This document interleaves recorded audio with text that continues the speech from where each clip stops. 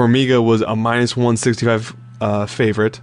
Jussier, as I like to call him, was against Brandon Moreno plus 145, and we sang Brandon Moreno's praises. We absolutely did. We love the kid, and even after this, I mean, he actually looked even better than I thought he would. It was less dominant of a performance than I thought Formiga would have, but I thought it was clear 2-1 for Formiga, and I guess we can't talk about anything unless we talk about that stand-up at the end of the first round. Mike, talk to me about that stand-up. Oh, bro, I mean, if you could see me guys right now, I'm just shaking my head nonstop. I've been shaking my head nonstop since the fight ended. It makes me sick to my stomach to see anybody stand someone up when they're almost in full mount. I mean, if you know anything about jiu-jitsu, you know that if you're 3/4 mount, you're gonna get there. You're gonna get your knee over belly, and you're gonna get the full mount. And that's what Formiga was going to do. And for the ref to stand them up like there was no action going on, it was crazy to me. I have no clue why that happened. It definitely affected, to me, the judges and everything. But that round was clear for Formiga. Formiga freaking was a step ahead every single transition in the jiu-jitsu realm. It's like chess. In chess, you need to be steps ahead. And Formiga was every single time. It wasn't Moreno ahead every single time. It was Formiga. So I have no freaking clue what the hell was going on. I was so disgusted to lose this fight. It literally made me sick and ruined my whole night. Well, especially, I mean, that first round was, I mean, there's a few close spots, but for the most part, it was dominant. And it was there was a couple really close submission attempts and a few other things, and just looking clean and looking good. I mean, credit to Brandon Moreno. Like I said, he looked even better than I thought he would, and I'm actually really looking forward to him in the future. But I still think he lost this fight, which means no shame to him. You're right, though. Formiga is a top 3 guy in the division, easy. You're right, though. Moreno looked wonderful. Moreno looked wonderful. So I definitely, I'm just mad at the fact that Formiga lost. It's to me, if you're gonna praise the fight, like I said, jiu-jitsu wise, Formiga was always ahead, and it seemed like it should be a draw before it ever went to Moreno.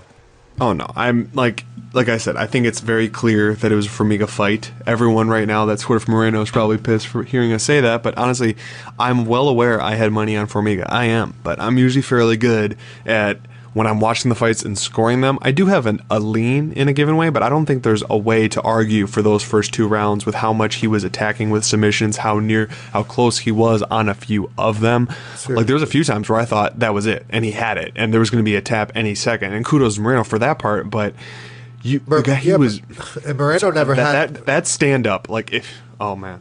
Moreno never had Formiga in those deeper submissions, so I don't understand how those aren't scored. You know, I don't know. I don't know if they're just not scoring, advancing the position, and going for near submissions, and only scoring the defense of them. But I've always been told for the most part that defense is its own reward, and you're not necessarily scoring on that. He gets out of it. That's great.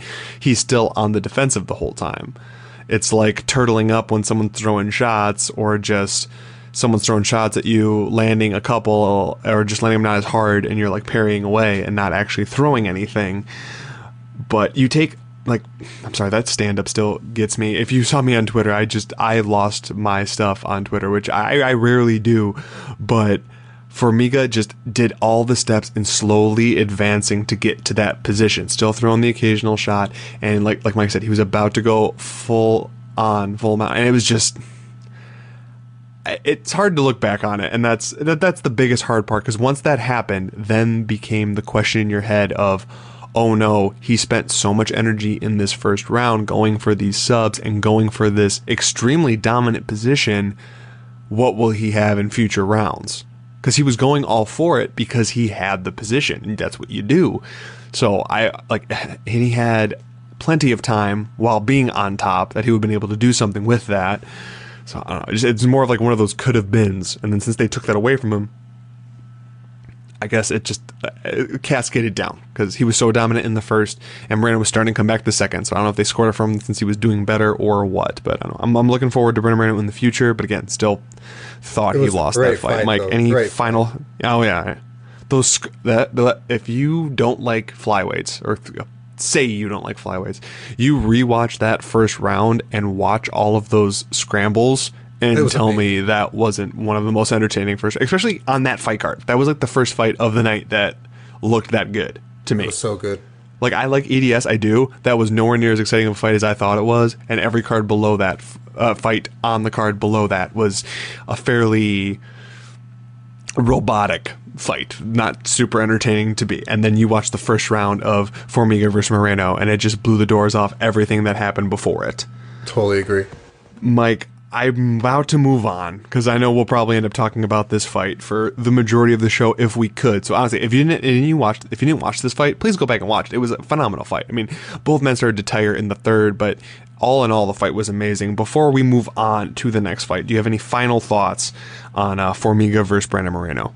No, I really can't wait to see where Brandon Moreno goes now, because after learning all he did from Formiga and getting the confidence that he's going to acquire, he's going to be quite deadly. He's young still. We liked him anyways. He has a young girl he takes care of. So, I mean, I'm happy for him. I just pissed that and bet on him this time. Yeah, Moreno is 26, and he's already this good at flyweight. So in the next couple years, like, there's no way this kid isn't going to be champ in the division. And I think we talked about that on the preview show, that at some point this kid will. We just thought he wasn't there yet. And I don't know, he's borderline there now. It's crazy. I would like hit those type of scrambles and that type of wrestling he was doing. I don't necessarily say that would do against Joe B, just matchmaking wise, but like I think he would give Davison Figueiredo some fits with how well he did against Formiga.